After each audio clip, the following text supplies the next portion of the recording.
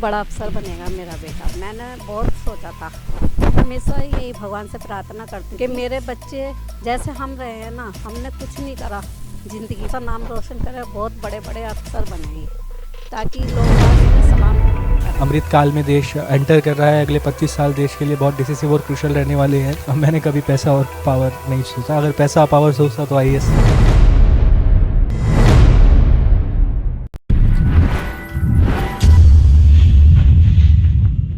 नमस्कार, मैं जय निवास टाइम्स लाइव इंडिया में आपका स्वागत है। आपके स्क्रीन पर कई लोग दिख रहे हैं और इन्हें हमने भी एक प्लेटफॉर्म के तहत, एक मंच के तहत, एक नाटक के तहत इनका बैकग्राउंड देखा और आप भी जब देखेंगे तो आंखों से आंसू रुक ना पाएगा। इससे पहले आपको बता दूं, सिविल सर्विस एग्ज़ाम देश का सबसे कठिन एग्ज़ाम होता है जैसा कि लोग कहते हैं, और इनको इन्होंने क्रैक किया है और आईएफएस लक्ष्य निर्धारित किया था, वो लक्ष्य इनको मिला है। और लक्ष्य निर्धारित करने का मतलब लक्ष्य ने ही लक्ष्य को निर्धारित किया था और वो प्राप्त भी किया है। हम उनके पास सीधे चलते उनसे बात करते हैं, उनका राज्य क्या है, बैकग्राउंड क्या है और यहाँ तक आने में किन किन कठिनाइयों का सामना करना पड़ा और आगे का उद्देश्य क्या है। जी सर, सबसे पहले अपना परिचय हमारे दर्शकों को बताइए। मेरा नाम लक्ष्यानंद है, जैसा आपने बताया, और मैंने इस बार यूपीएससी सिविल सर्विसेज एग्ज़ाम 2021 में ऑल इंडिया रैंक 101 प्राप्त की है और मेरी पहली प्रेफरेंस भारतीय विदेश सेवा थी, जो मुझे मिल भी गई।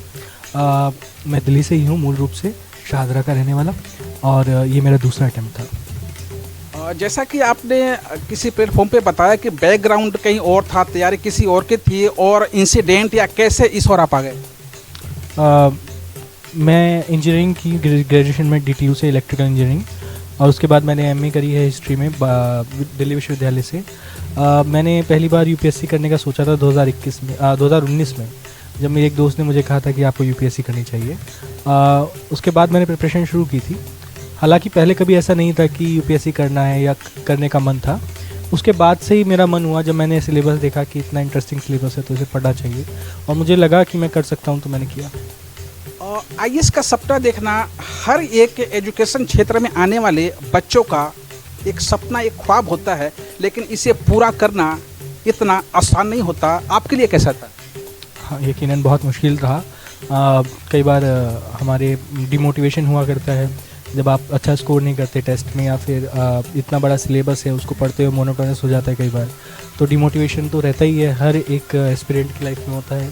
तो वो सबसे बड़ी ड्रॉबैक था। उसके अलावा फाइनेंशियल प्रॉब्लम्स थी, कई सारी किताबें तक के पैसे नहीं थे, और बिना कोचिंग के निकालना, ऐसा माना जाता है कि कोचिंग के बिना निकलेगा नहीं, लेकिन मैं कोचिंग नहीं ले पाया था, तो बिना कोचिंग के मैंने निकाला। तो कई सारे ड्रॉबैक्स थे, कई सारे लिमिटेशंस थे मेरे ऊपर, बट डिस्पाइट ऑल ऑड्स मैंने आज ये क्लियर किया है। आज इन्होंने क्लियर किया है, लेकिन एक और चीज़, लक्ष्य, इन्होंने क्या लक्ष्य रखा है आगे 20 साल में, आपकी सोच क्या डेवलप होगी, भारत के साथ, लोकतंत्र के साथ कैसे ताल मिलाएंगे? मेरा मानना है कि अभी देश ने 75 साल आज़ादी के मनाए हैं। अमृतकाल में देश एंटर कर रहा है। अगले 25 साल देश के लिए बहुत डिसिसिव और क्रूशल रहने वाले हैं, और 25 साल बाद मैं एम्बेसडर बन चुका हूँ।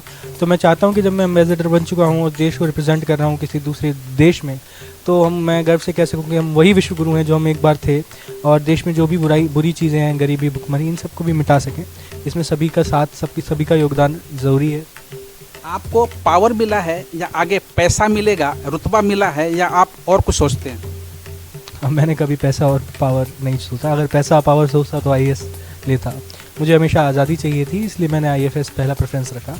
आईएफएस पे इतना प्रेशर नहीं होता, पॉलिटिकल प्रेशर, और आपको आज़ादी होती है अपना काम करने की। तो ऐसा कुछ नहीं है कि पैसा और पावर था, लेकिन हाँ, हमेशा से ये था कि देश का नेतृत्व कर सके और ऐसा मौका मिल सके कि देश को रिप्रेजेंट कर सके।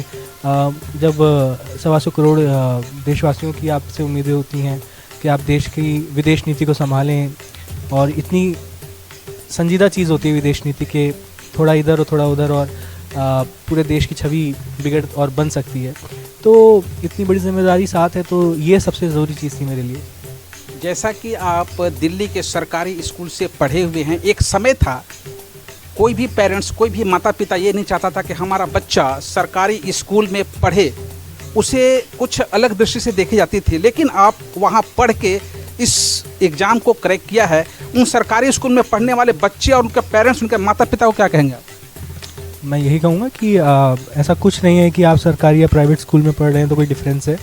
मुझे लगता है कि सरकारी स्कूल, चाहे वो दिल्ली का या कहीं का हो, खासकर दिल्ली का, वो बहुत अच्छे तरह से प्रयासरत है और वहाँ पे ऐसे इंफ्रास्ट्रक्चर, ऐसी फैसिलिटीज़ है जो कई प्राइवेट स्कूल्स में भी नहीं है। रही बात इसकी कि स्कूल का क्या रोल होता है, तो स्कूल से ज़्यादा बच्चे का खुद का रोल होता है। समान शिक्षा सभी बच्चों को दी जाती है। उनमें से कुछ बच्चे बहुत अच्छा करते हैं, कुछ बच्चे बुरा भी करते हैं, तो बच्चे के मनोविज्ञान पे भी बहुत निर्भर करता है। और दिल्ली के सरकारी स्कूल तो इस समय दिल्ली के प्राइवेट स्कूल से भी कई अच्छे हैं, कई गुना अच्छे हैं। तो ऐसा कुछ नहीं है कि सरकारी स्कूल के बच्चे कुछ नहीं कर सकते। देश के छोटे से छोटा एग्ज़ाम क्रैक करने के लिए आज कुकुरमुत्ते की तरह देश के हर शहर, छोटे शहर में भी अनेकों दर्जनों अनगिनत कोचिंग संस्थाएं निकल आई है, उग आई है। इस बीच कोचिंग से आपका लिंक क्या था, क्या संपर्क था, और नहीं था तो क्यों? नहीं था कोई ऐसा संबंध या लिंक। ऐसा इसलिए क्योंकि कोचिंग की फ़ीस बहुत ज़्यादा होती है। 1.5-2 लाख किसी भी अच्छे कोचिंग इंस्टीट्यूट में नॉर्मल फ़ीस होती है, और हमारे पास इतना पैसा नहीं था तो हमने कोचिंग नहीं ली थी। तो कोचिंग तो कभी नहीं ले पाए, लेकिन हाँ मटेरियल बहुत यूज़ किया था बाहर मार्केट से खरीद के, तो वो काफ़ी हेल्पफुल रहा था। लेकिन coaching as a full time course नहीं लिया कभी। एज ए विदेश सेवा आप 25 सालों में किसी अच्छे पद पे होंगे विदेश सेवा के, तो उस बीच आपने लक्ष्य क्या निर्धारित किया है भारत को लेकर? विदेश में या जहाँ भी आप पदस्थ होंगे वहाँ क्या कुछ करने वाले हैं?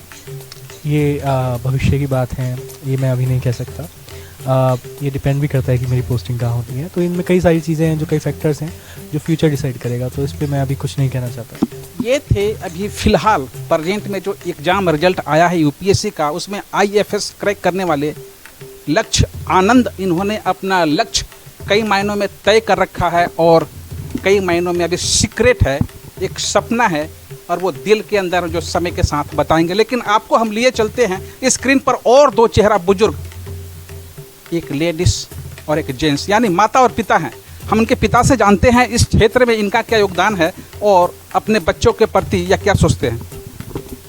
मेरा नाम किशोरी लाल है। हम सिर्फ इन्हें सहूलियत ही दे सकते हैं, पढ़ना इन्हें खुद ही पड़ता है। मेहनत की है इन्होंने, तो इनकी मेहनत रंग लाई है। पिछले 4-5 साल के दौरान देखे, जब रिजल्ट आने से पहले 5 सालों में ऐसा क्या कुछ था, क्या कुछ सुनने को मिला था और आप क्या कुछ सोचते थे? नहीं, ऐसा तो कुछ नहीं सोचते थे। लोग बाग कहते थे कि भाई बड़ा हो गया, काम करे, कोई काम करना चाहिए, लेकिन मैं इन बातों पर ध्यान नहीं दिया करता था। इन बातों पर ध्यान नहीं दिया करते। लोगों का काम है कहना, हमें अपना काम करना चाहिए, अपना लक्ष्य और पद को आगे बढ़ाते रहना चाहिए। इस बीच हमारी माता जी हैं, उनसे हम जानते हैं उनको क्या समझ में आता अपने बेटे के प्रति, और ये आईएएस एग्ज़ाम जो क्रैक किया इनको कितना समझ पाती है माता जी? जो यूपीएससी का एग्ज़ाम पास किया है, ये किसी के बस की बात नहीं है। जो इसने करके दिखाया है, हिम्मत नहीं हारी इसने, बस यही। हिम्मत नहीं हारी और हिम्मत ना हारे। गांधी जी भी अकेले चले थे, लोग जुड़ते गए, कारवा बनता गया, और आज हम 75-76 साल बाद स्वतंत्र आज़ाद सांस ले रहे हैं, क्योंकि वो अकेले चले थे। ऐसे लक्ष्य आनंद ने भी अकेले चला है, और इनसे प्रेरणा लेकर आने वाले 2-4 साल, 10 साल में कितने लोग निकलते हैं वह समय बताएगा। फिलहाल टाइम्स लाइव इंडिया के लिए जय निवास की यह रिपोर्ट। आप ये वीडियो YouTube पर देख रहे हैं तो हमारे चैनल को सब्सक्राइब करें और बेल आइकन को दबाना ना भूलें।